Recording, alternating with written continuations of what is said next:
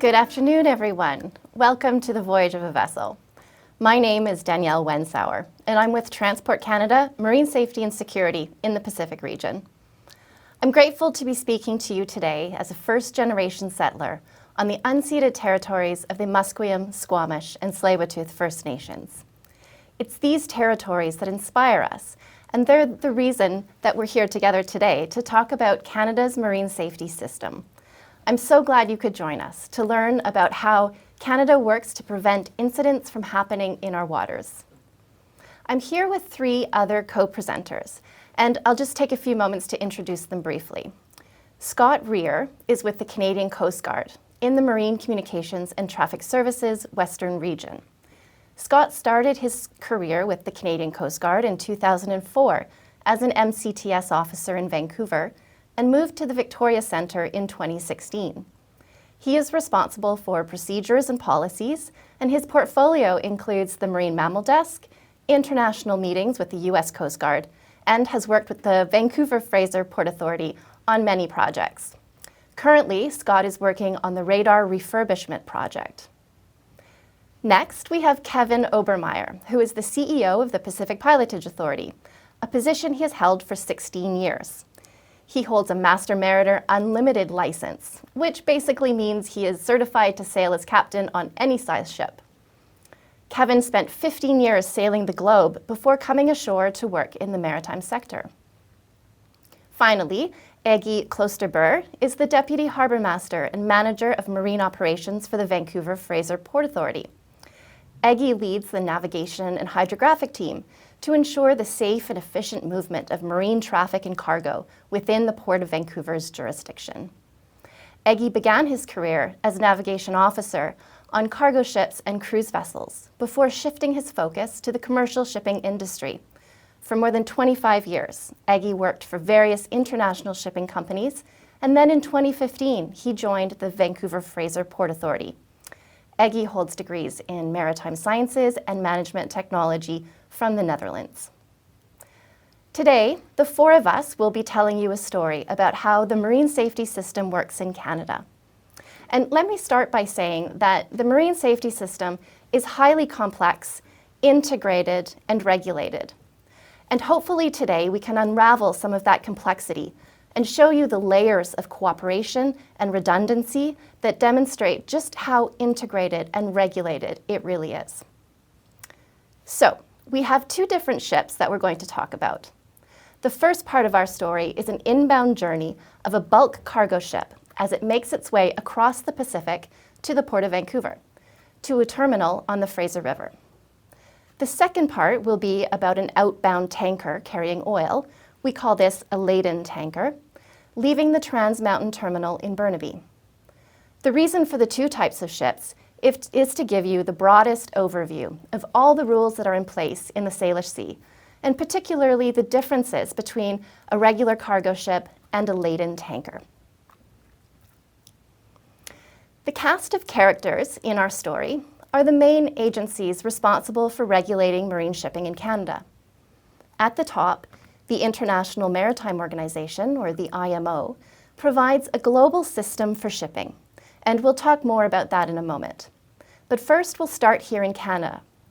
Transport Canada is the lead federal department that administers the legislation governing marine safety. Transport Canada also has an enforcement role for inspecting vessels in Canada, especially those which may have defects. We also rely on other key partners to help us make sure the system is safe and efficient. The Canadian Coast Guard performs many of the operational aspects of the system while a vessel is navigating in Canadian waters. They're the eyes and the ears on the water, and the ones who make the system work at sea. The Pacific Pilotage Authority and the pilots who work for them have the local waterway expertise. These pilots board a vessel to advise and help the ship's master navigate safely through our waters.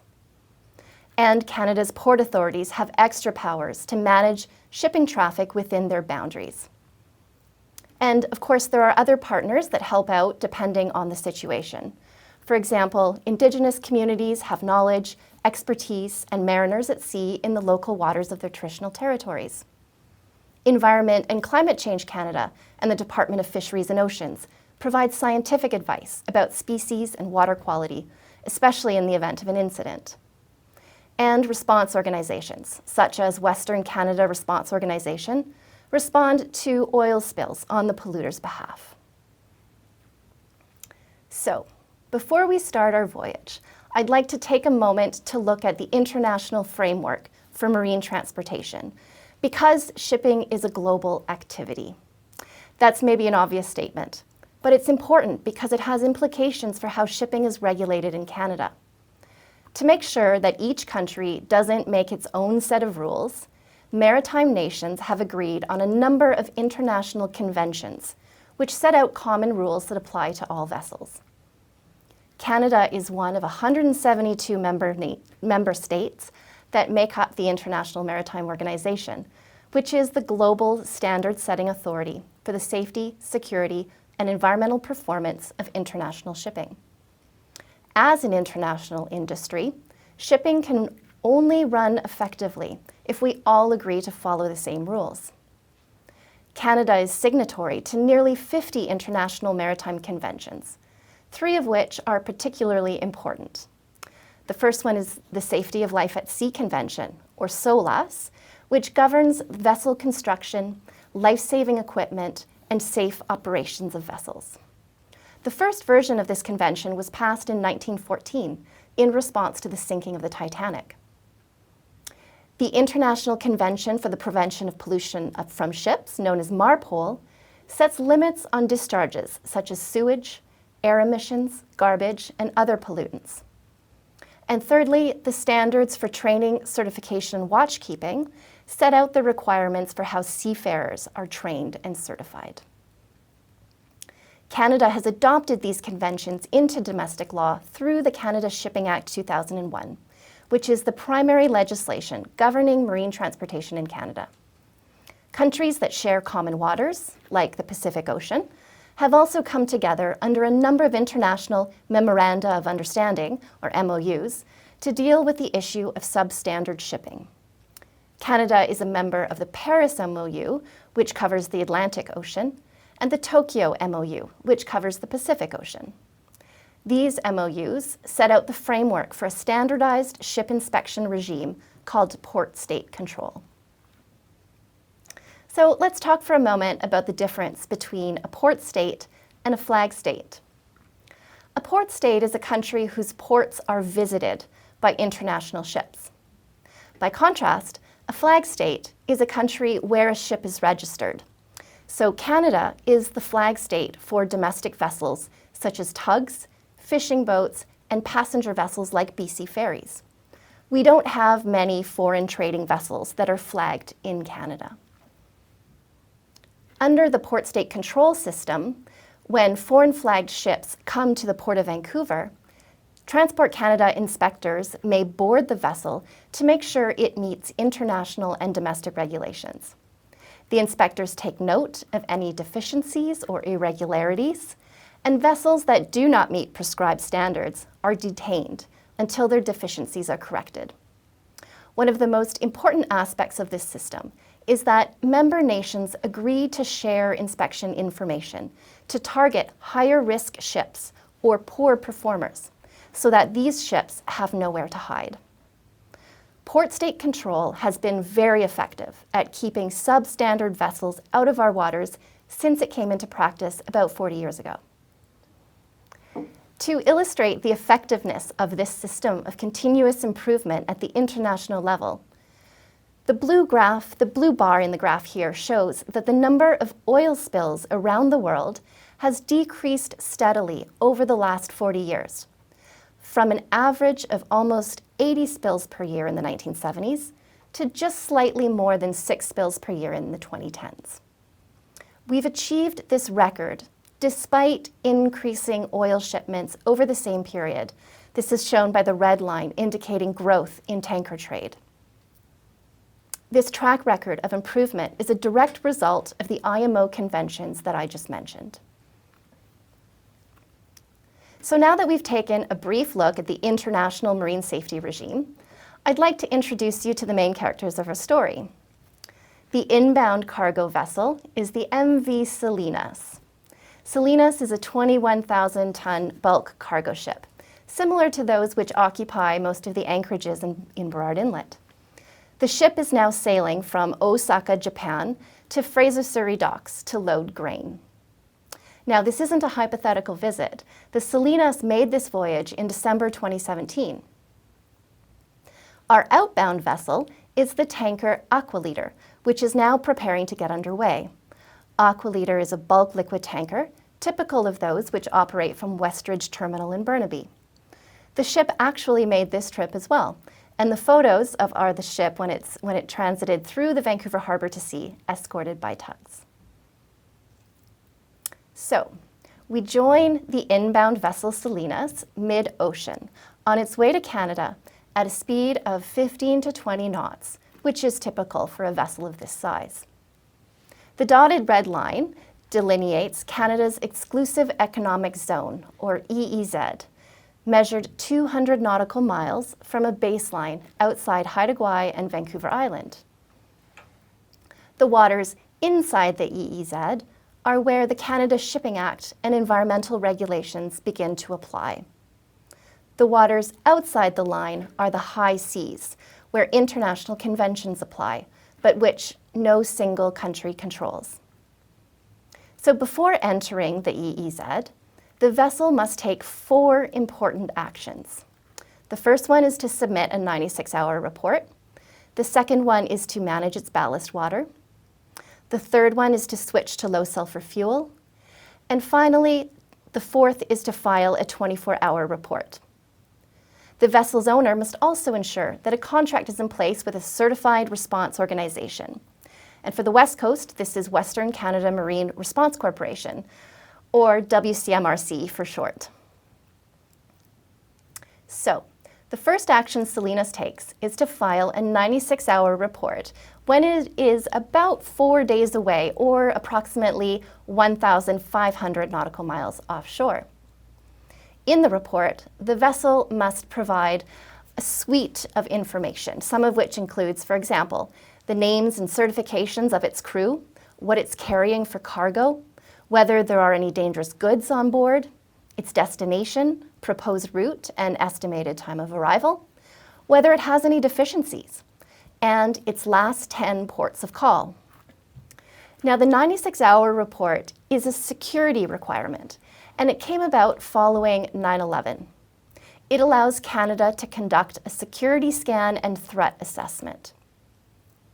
This report is submitted to the Marine Security Operations Center, or MSOC, which is a bunker on the Esquimalt military base. MSOC partners include Transport Canada, the Department of National Defence, CBSA, RCMP, and Coast Guard, all of whom collect intelligence from all over the world to conduct assessments for threats ranging from infectious viruses to human and drug trafficking. The second action our vessel must take is to manage its ballast water, which is water carried on board to manage the ship's stability. Depending on how much cargo it has, the Salinas may have taken on ballast water before leaving Japan. To prevent the introduction of invasive species and protect global biodiversity, Canada has long required vessels to exchange their ballast water in the middle of the ocean before entering Canada's exclusive economic zone. It works like this. The ship would have first taken on ballast water at the port in Japan to stabilize it for its journey across the Pacific. This Japanese coastal water might contain organisms that are not native to Canada's west coast. And so by exchanging the ballast water in the high seas, the ship would take on relatively clean, highly saline water, which is safer to release in another port. In June 2021, so less than a year ago, Canada strengthened its ballast water regulations. The new regulations mark a transition from the traditional method of exchanging ballast water in mid-ocean to the use of modern ballast water management systems, which clean ballast water of organisms before release, a bit like how sewage is treated. Canadian ships traveling abroad and those coming into Canada from abroad are now required to meet the new standards by 2024. So, having safely exchanged or managed its ballast water, the Salinas is now 1 day away from reaching its destination. When the vessel enters Canada's exclusive economic zone, the third action it will take is to limit its air emissions. Emission control areas, or known as ECAs, are established by the International Maritime Organization to limit air emissions from ships in coastal areas. In North America's ECA, which spans the 200 nautical mile exclusive economic zone all around North America, you see that in green on the screen. So the Salinas must burn fuel or scrub its exhaust to emit a maximum of 0.1% sulfur content. By contrast, outside ECA, the Salinas may emit up to 0.5% sulfur content. Now, it's worth noting that these limits on emissions are relatively new. The 0.1% North American ECA came into force in 2015, while the 0.5% limit in the high seas has been around only since 2020. Before that, ships burned what's called heavy fuel oil with a sulfur content around 3.5%. So today, the vast majority of ships are using very low sulfur fuel oil to comply with the new limit. Once it reaches Canadian waters, our vessel Salinas may also be tracked by the National Aerial Surveillance Program, or NASP. NASP aircraft are capable of detecting very small discharges of pollutants and fly at altitudes similar to those of commercial aircraft, so vessels don't know they're being watched. Canada is well known for this surveillance capacity, which acts as a strong deterrent to illegal discharges and plays an important role in response and cleanup operations. But back to our vessel. As the Salinas nears Canadian waters, it'll soon be taking the fourth action, which is to file a 24-hour report with the Canadian Coast Guard. Now that it's entering Coast Guard's area of oversight, I will hand the story over to my colleague, Scott Rear, to take us through the next leg of the voyage. Scott. Thank you, Danielle.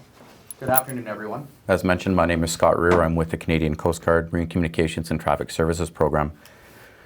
On this slide, you can see that the Canadian Coast Guard contributes to the marine safety system through 6 main programs: Marine Communications and Traffic Services, Search and Rescue via the Joint Rescue Coordination Center, the Fleet via the Regional Operations Center, the Marine Security Operations Center, Aids to Navigation, and Environmental Response. As you can see as well, MCTS is a conduit for much of the information the Coast Guard uses to work with our partners, improve operations, and manage our day-to-day activities. Our focus for this presentation is prevention and the linkages between the Mariner, MCTS, Transport Canada, the Pacific Pilotage Association, and the Vancouver Fraser Port Authority. Marine Communications and Traffic Service is comparable to Air Traffic Control and 911. The Air Traffic Control section is similar to our vessel traffic services provided at both Prince Rupert and Victoria, and 911 is comparable to our Coast Guard radio services. As Danielle mentioned, we are the eyes and ears of the coast. The Victoria Centre itself has 10 MCTS officers on watch at a time, 24/7, as well as a marine mammal desk. It is the largest centre in Canada, and its coverage area, as you can see on the graphic, is Juan de Fuca through to the Salish Sea and the inside waters to the north end of Vancouver Island. Prince Rupert MCTS has 5 officers on watch 24/7 as well. They have the largest geographical area in the country for marine communications and traffic services, and their coverage area is the west coast of Vancouver Island down to 48 degrees north, which is US waters, to the north end of Vancouver Island and all the way to the Alaska border. Prince Rupert is very important. It is the first point of contact for vessels inbound for all Canadian and some US ports under the Cooperative Vessel Traffic Management System, and there'll be more on this later. Marine Communications and Traffic Service officers have several skills and attributes that they have to develop at their time at the college. They need to work effectively under time and emotional pressures. They need to speak with vessels in distress, both commercial and pleasure. They need to provide accurate and timely relay of these communications, as well as logging all these communications. They need to analyze vessel movements and predict those outcomes, adapt to ever-evolving situations, and as we're going to see here, work as a team with multiple agencies. As mentioned, they spend up to 6 months at the Canadian Coast Guard College, and then up to a year working on position under an on-the-job instructor. For a comparative RCMP training, recruits spend 6 months in Regina at depot, and then they undertake a localized training as well. So now we're going to go back to the Salinas. The vessel now files a 24-hour report, and under the Canada Shipping Act 2001 VTS regs and the zone regulations, vessels 500 gross registered tons are required to submit a VTS offshore report 24 hours prior to entering Canadian waters. This report focuses on safety and covers up to over 20 items. The most important items are position, course, speed, the last and next port, intended route, and ETA to our zone boundary.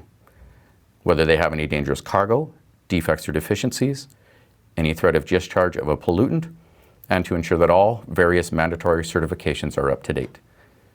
This report is typically submitted when the vessel is 300 to 350 nautical miles offshore via their Inmarsat satellite communications system to the Prince Rupert MCTS Centre. This centre covers the offshore area of the BC coast, and the officer will screen the report, flag any issues, and inform the Transport Canada Marine Safety Inspector if necessary. In this situation, the master reported that their Inmarsat C antenna experienced a power failure due to a lightning strike. The Inmarsat C terminal is a communication system between a mobile and land-based station and carried on board, and it uses satellites around the world to communicate.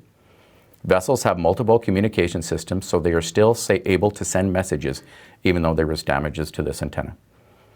A Transport Canada Marine Safety Inspector would have been advised, and they would analyze the defect to determine the impact to safety. They look for concerns with hull, integrity, propulsion, machinery, and navigational equipment.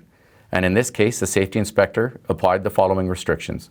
The master is to provide confirmation that the Inmarsat C terminal is repaired in Vancouver, and all communications and rectification reports are to be sent to Marine Communications and Traffic Services.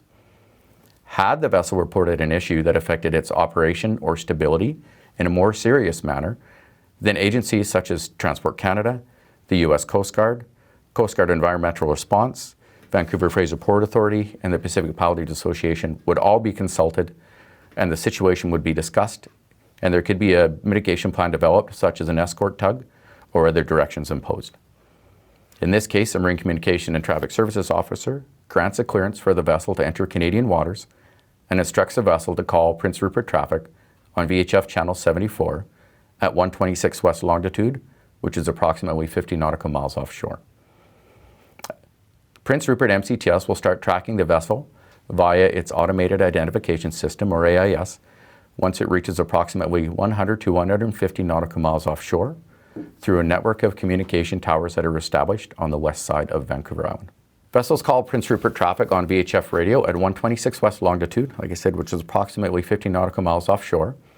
Here again, the MCTSO asks if there is any threat of pollution or discharge of pollution or any defects and deficiencies. This is the first time we've spoken to the master, and he reports the Inmarsat C antenna experienced a power failure, just as reported on the 24-hour report. As there are no further defects reported, the vessel is allowed to continue its voyage into Juan de Fuca. On occasions at this point, there are additional defects that are reported. With the vessel still being approximately 50 nautical miles offshore, it allows Transport Canada and other agencies, again, to formulate a mitigation strategy if required. The defect information is then shared with the Pacific Pilotage Authority to ensure pilots are aware prior to boarding the vessel.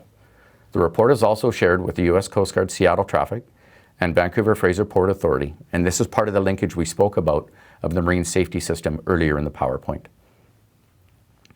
As a vessel approaches Juan de Fuca, a shore-based radar from Mount Ozard and Cape Flattery is used to track all vessel movements, and this is a screenshot of the equipment located at Prince Rupert MCTS Centre. As you can see, there are several vessel tags on this screen. The circular targets are those required by radar. The triangular targets are those acquired by AIS. And we also have color coordination, so vessels that are yellow are going to be westbound and southbound. Vessels that are white are going to be northbound and eastbound. The MCTSO analyzes the vessel's route and provides valuable information to the master, such as waterway information, including navigational aid status, navigational warnings, fisheries information, and any other information that may impact its transit. It also confirms the pilot boarding time and provides a traffic advisory of other vessels that may be of consequence on its route. Important functions of the MCTSO is to ensure that the vessels pass each other safely and that specific passing arrangements are followed through with. Approaching the 12 nautical mile limit, the vessel is now going to be required to call us at what are mandatory calling in points, and these are the numbers you see on the screen. At every occasion when the vessel approaches one of these calling in points, the MCTSO goes through the same analysis process for pre-planning and provide an advisory of what the vessel is going to see at that calling in point and up into the next calling in point. At this case, the vessel is approaching the entrance to Juan de Fuca. The MCTSO will then send an electronic handoff to Seattle traffic 1 hour prior to entering Seattle traffic's zone, which contains the vessel's particulars and the information on the defect. I'm now going to speak a bit to the CVTS, or Cooperative Vessel Traffic Management Services Agreement. This is a formal international agreement signed between Canada and the United States in 1979, just over 40 years ago. It is a unique agreement in the world in that it provides for VTS management in a shared waterway. It was decided years ago that having outbound vessels in Juan de Fuca, speaking to a Canadian vessel traffic regulator, and inbound vessels in Juan de Fuca, speaking to a U.S. traffic regulator, did not promote the safe and efficient movement of traffic. Under the CVTS agreement, as you can see on the screen, 3 zones were developed. The diagonal zone is a Prince Rupert MCTS zone, and they handle all offshore communications for both Canadian and U.S. waters. The green area is operated by Seattle traffic, and again, they regulate both Canadian and U.S. waters in that area. And the crosshatch zone is going to be operated by Victoria traffic, and again, they will be regulating. The interesting fact with this is that with northbound vessels, they're going to be regulated by Canadian regulators using U.S. laws in Harrow Strait and Boundary Pass, whereas southbound vessels are going to be regulated by Canadian regulators using Canadian law.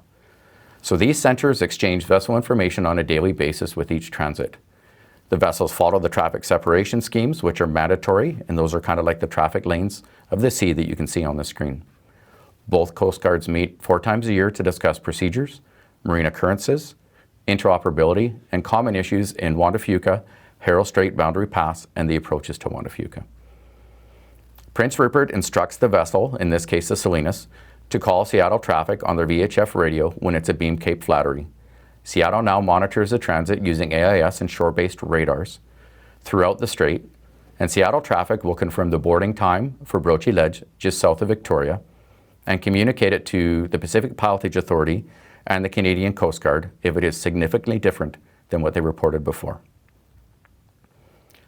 1 hour prior to Race Rock, Seattle traffic sends an electronic handoff back to Victoria with all the vessel particulars, including the noted defect.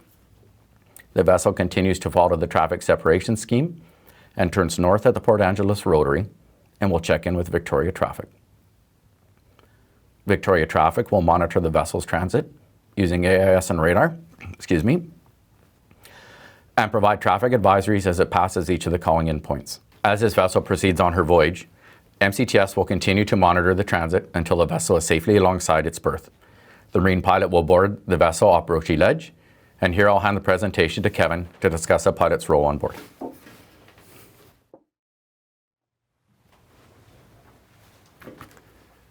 Thanks, Scott, and good afternoon, everybody. My name is Kevin Obermeyer, and I'm the CEO of the Pacific Pilotage Authority. We are a financially self-sufficient federal crown corporation tasked with the provision and administration of a marine pilotage operation on the west coast of Canada in the interests of the safety of navigation.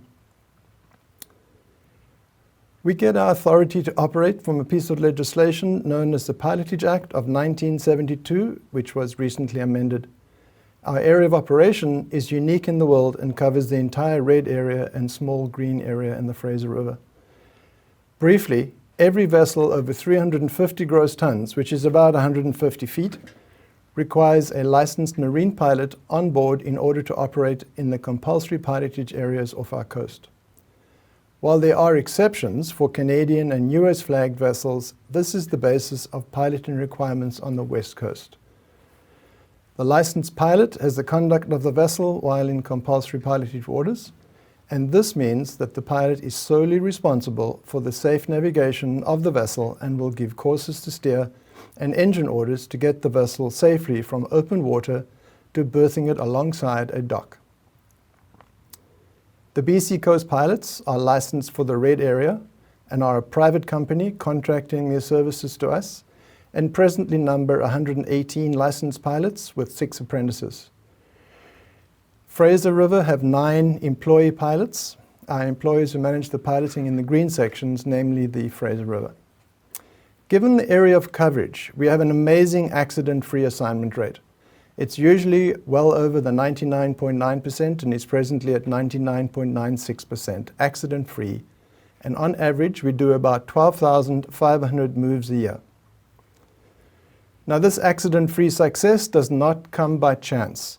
It's by rigid adherence to regulations and policies, ensuring that we have highly trained and very experienced mariners piloting the many ships around our coast.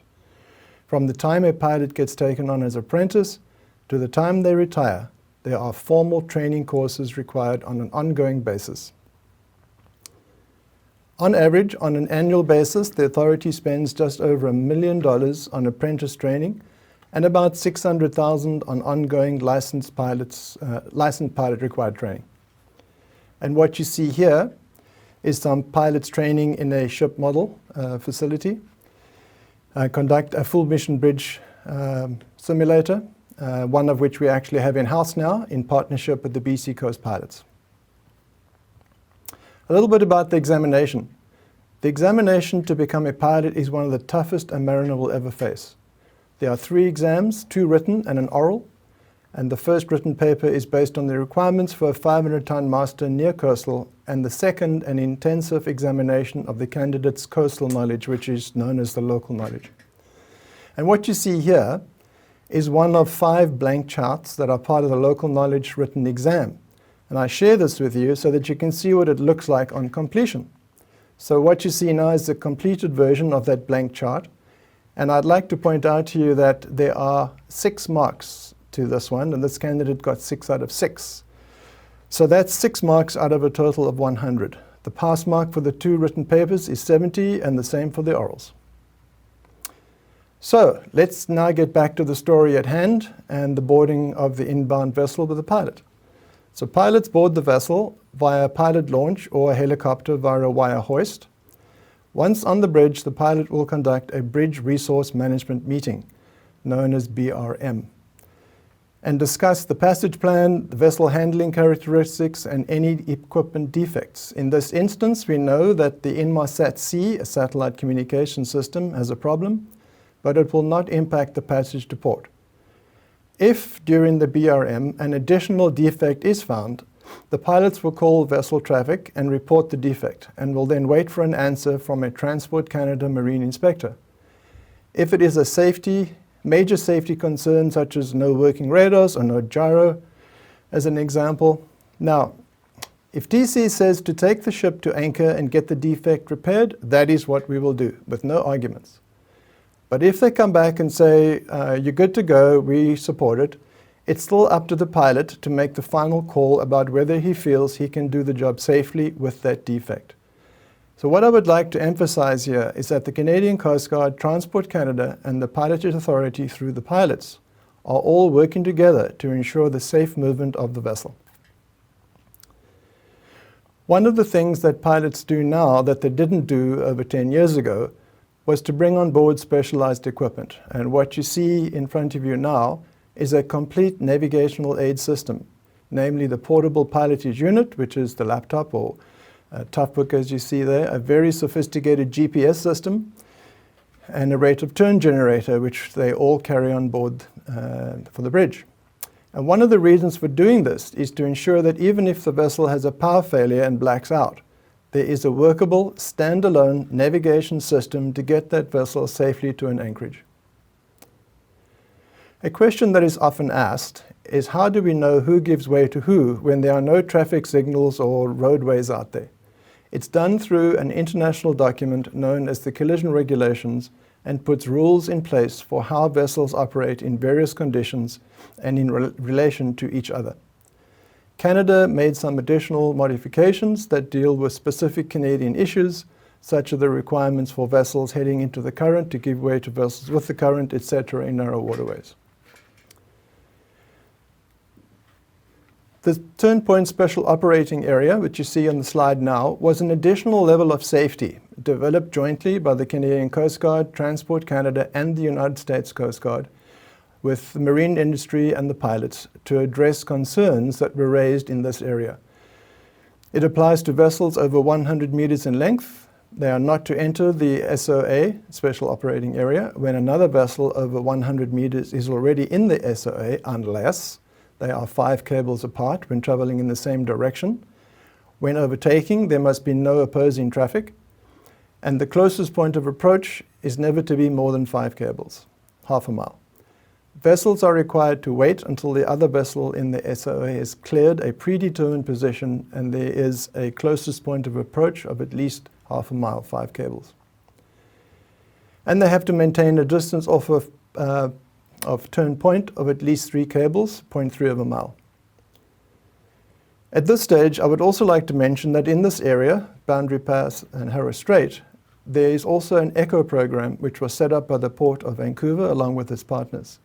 And ECHO stands for Enhancing Cetacean Habitat and Observation, and was put in place to address the Species at Risk Act, SARA, concerns for the southern resident killer whales. There are a number of initiatives being addressed in the Conservation Agreement, and one such being the slowdown of vessels as they transit the area, namely Harris Strait and Boundary Pass. The slowdown usually starts in May or June, as soon as the southern resident killer whale pods are observed in the area, and will continue until they leave, which is usually around September. Last year, this was extended to November the 15th, as the pods remained in the area. As we approach Sandheads, the Fraser River pilot will be coming out in the pilot launch to take over from the coast pilot, who would have started slowing the vessel down about 20 to 40 minutes from Sandheads. Once the Fraser pilot boards, there will be a handoff of information between the 2 pilots and another bridge resource management conducted by the Fraser River pilot to ensure that the master and the bridge team are aware of the passage plan up the river and the hazards that they're going to encounter. The Fraser River pilot will have organized the tugs and will carry out all the maneuvers to safely dock the ship. And at this juncture, I will hand over to Eggy from the Port of Vancouver, as that's where the ship is. Eggy, over to you.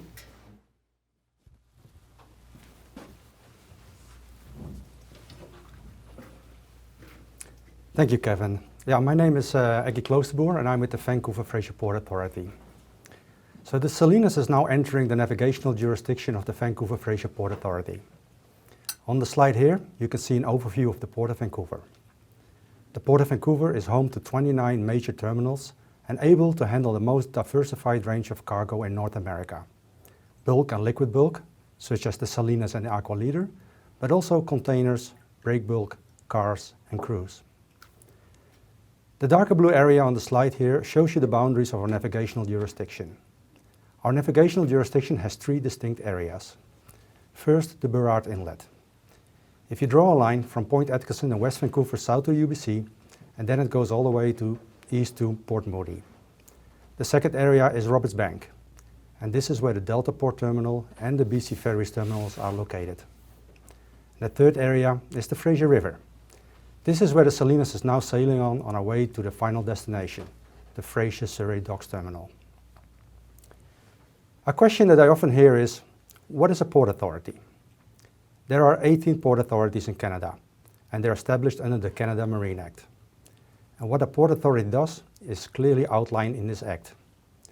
The mandate of a Canada Port Authority is to facilitate Canada's trade objectives, ensuring that goods are moved safely while protecting the environment and considering local communities.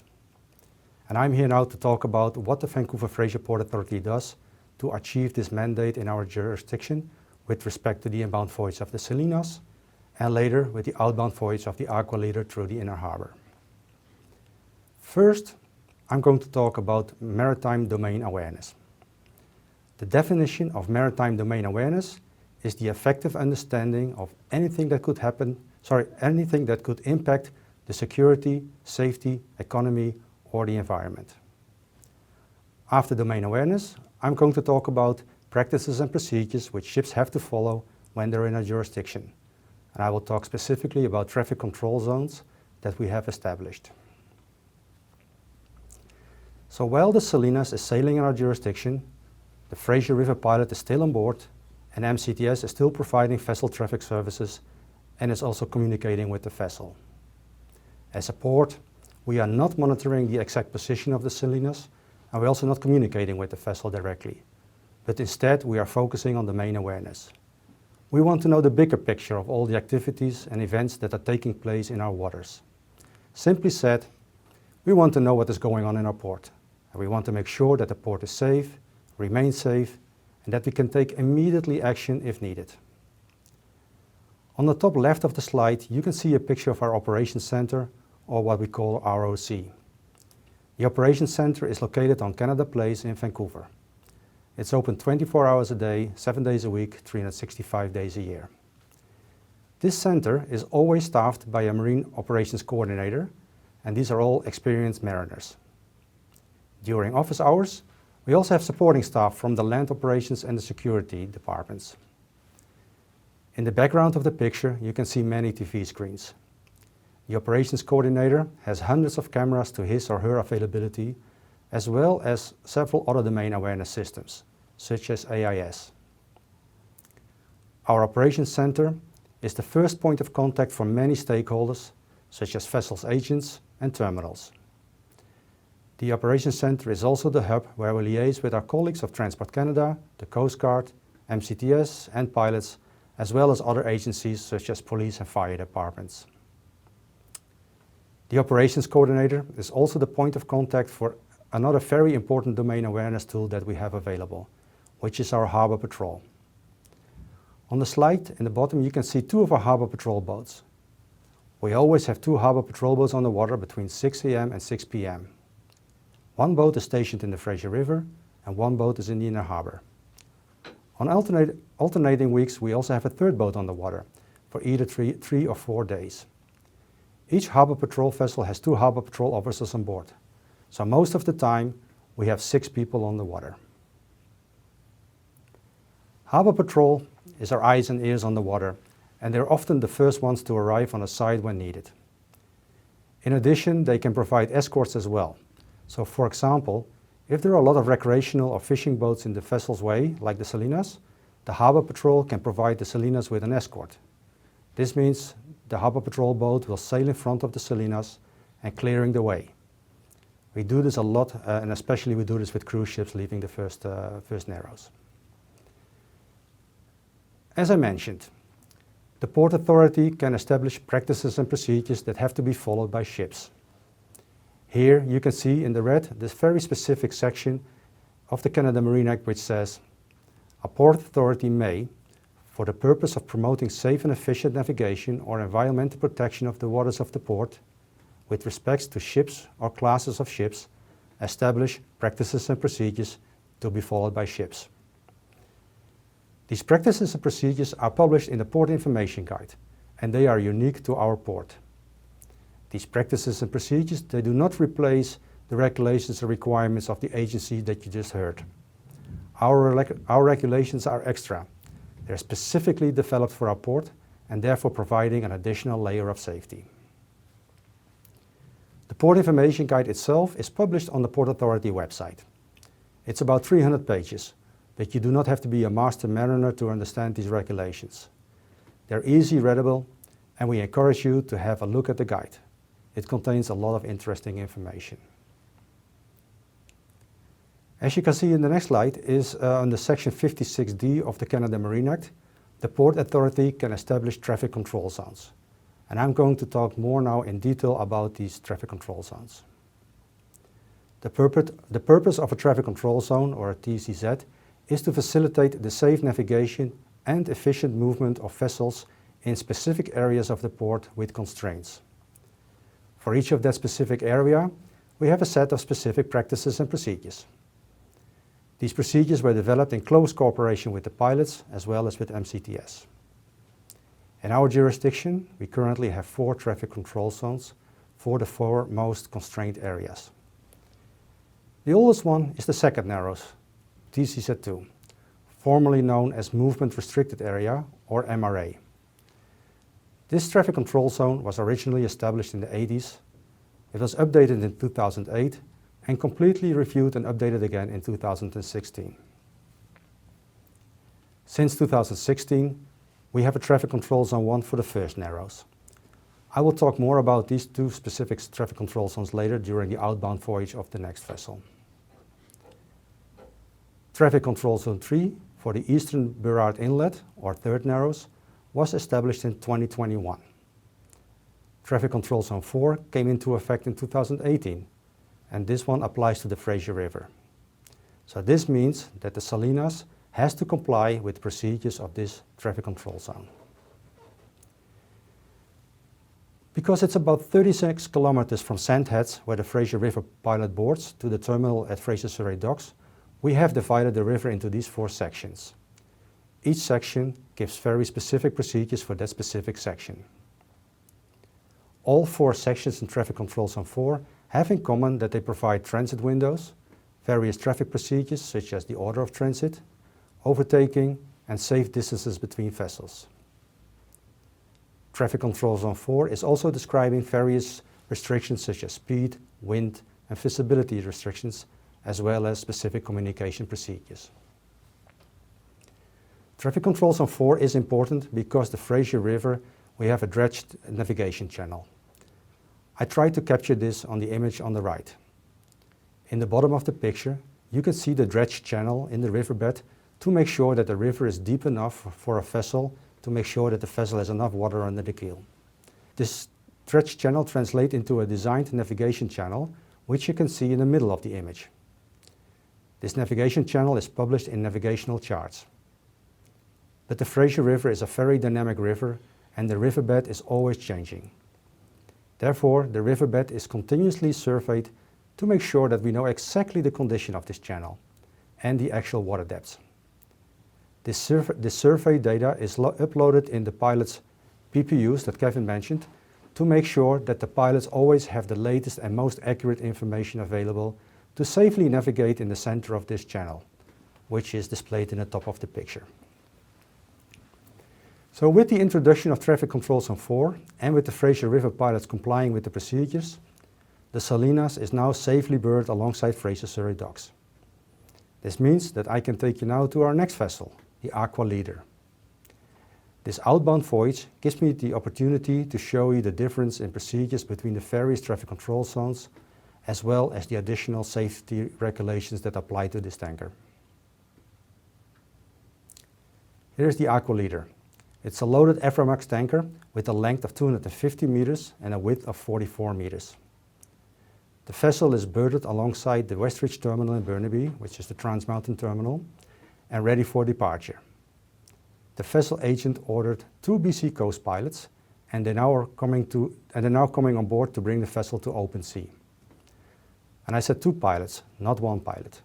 And this is already the first difference with the Salinas. The Aqua Leader requires 2 pilots versus the Salinas having only 1 pilot. And I will show you later in the presentation why. So with the 2 pilots on board, the vessel is pulled off the dock by assist tugs. First, the vessel has to transit the second Narrows, or Traffic Control Zone 2. On this slide, you can see the boundaries of Traffic Control Zone 2, within it a one-way channel in the center. Now the first thing the pilots will do is to contact MCTS, and they request a clear Narrows. A clear Narrows is a transit of a vessel unimpeded by any other vessel. So this means MCTS will not allow any other vessel in this traffic control zone, so that the pilots can focus 100% on the transit and navigation and not have to worry about other traffic. On this slide, you can see a picture of the second Narrows with the 2 bridges, the Ironworkers Memorial Bridge as well as the CN Railway Bridge.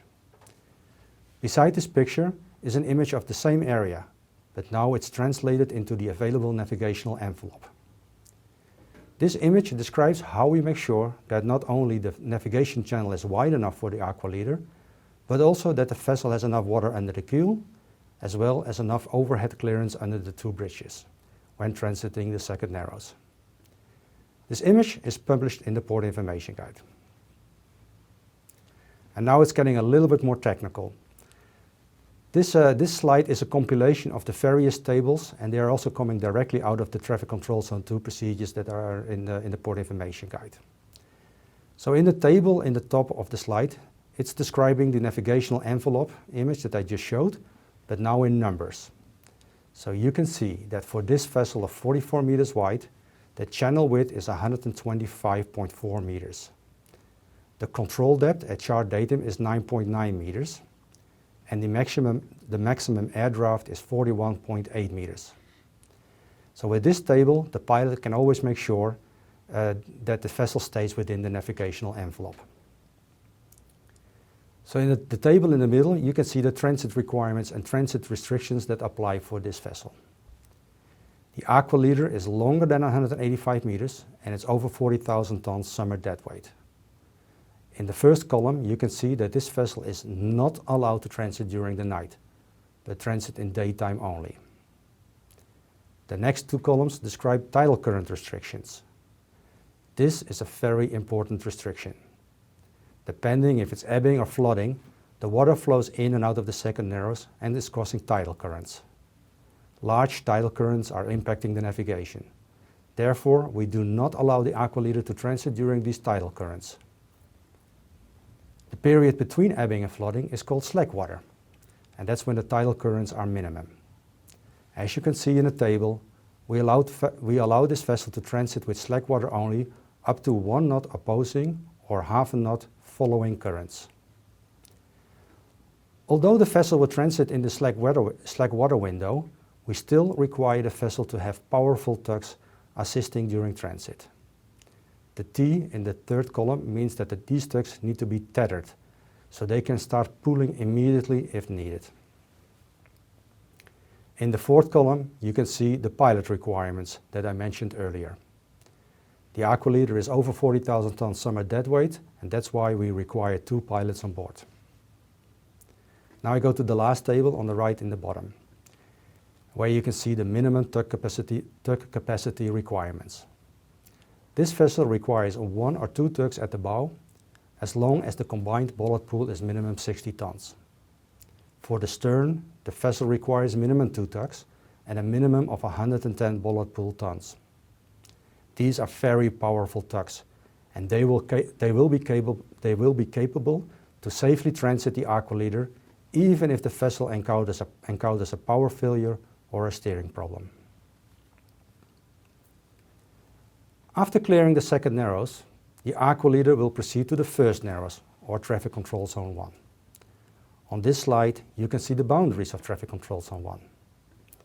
Also, this Traffic Control Zone has one-way navigation channel in the middle. And also, for this transit, the pilot is required to request a clear narrows with MCTS. In this slide, you can see the same principle that has been applied to as was applied to Traffic Control Zone 2. You can see the image on the left with the picture, and we developed a navigational envelope with transit requirements for first narrows. The first narrows is wider and deeper than the second narrows. The Lionsgate Bridge is higher than the second narrows bridges, so there are less constraints for the aqua leader to transit. However, we do see a lot of larger container vessels and cruise vessels coming to Vancouver. These vessels are way too big to transit second narrows, but they are now pushing the navigational envelope for first narrows. Therefore, it is important to have Traffic Control Zone 1 procedures in place for these larger vessels. And this is a slide with the tables again for first narrows. The table on the right shows this navigational envelope is much wider compared to second narrows, and the table on the left shows the specific requirements for the aqua leader. And as you can see here, the vessel will still transit Traffic Control Zone 1 with tug assist on both the bow and the stern. Now, after completing the first narrow transit, the vessel will enter the English Bay routing system and leaving the Vancouver Fraser Port Authority navigational jurisdiction. However, the pilot is still on board, and therefore I hand it now back to Kevin. Thank you. Kevin?